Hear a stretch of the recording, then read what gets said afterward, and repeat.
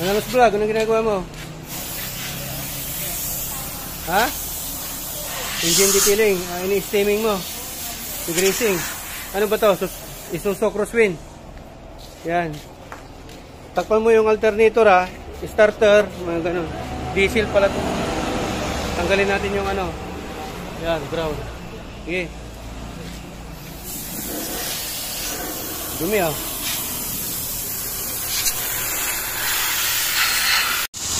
Yan na, sinashampoo na po natin. Tapos na po natin nilagyan ng degreaser kanina. Hanggang makina po yan.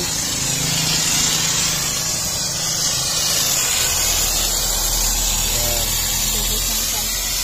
Sige lang. Okay. Tapos ayan, pupunasan na rin natin.